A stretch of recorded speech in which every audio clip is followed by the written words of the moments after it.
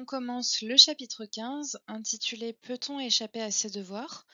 Comme indiqué dans le titre, la notion principale sera le devoir et les notions secondaires, la justice, la raison et la nature.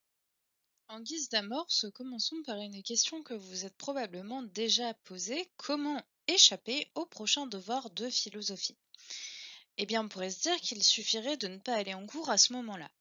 Oui, mais le problème, c'est que dans ce cas, sécher le devoir, c'est enfreindre les règles du lycée qui indiquent dans son règlement que l'élève a une obligation d'assiduité.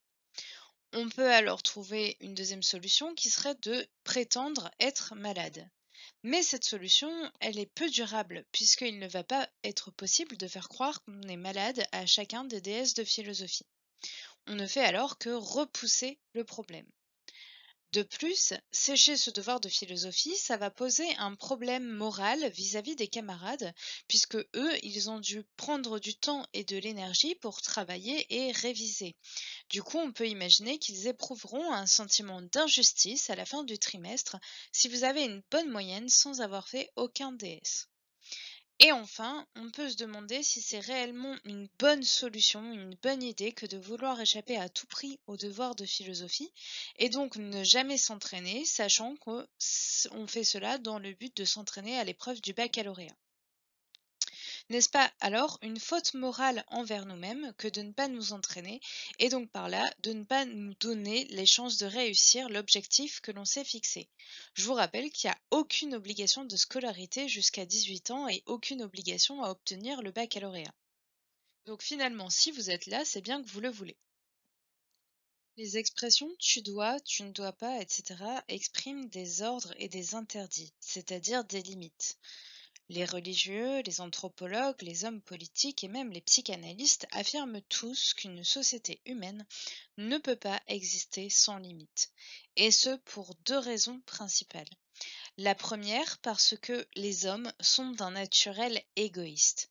Chacun va chercher en priorité son bien-être et son plaisir sans tenir compte des autres. S'ensuivent alors des relations conflictuelles puisque ces désirs ne sont pas toujours compatibles. Sur ce point, je vous renvoie à ce qu'on avait dit dans le chapitre sur l'État à propos de Hobbes et sa célèbre citation «L'homme est un loup pour l'homme». Et la deuxième raison, c'est parce qu'en confrontant ses désirs à des limites, l'individu va développer sa volonté, va structurer et enrichir sa personnalité pour devenir un être réellement humain. Voyons maintenant quels sont les trois sens du mot devoir. Le tu dois peut d'abord être compris au sens de il faut. Dans ce cas, c'est une nécessité. En effet, en ce sens, la contrainte est une pression physique ou sociale ou psychologique qui produit ou empêche, selon les cas, un mouvement ou une action par la force ou la menace vitale. Dans ce cas, le sujet qui doit n'est pas libre, il est dans une relation de soumission. La nature, la technique, le pouvoir politique, etc. sont autant d'éléments qui nous empêchent d'agir comme nous le souhaitons. Le second sens de tu dois, c'est au sens de tu es moralement obligé.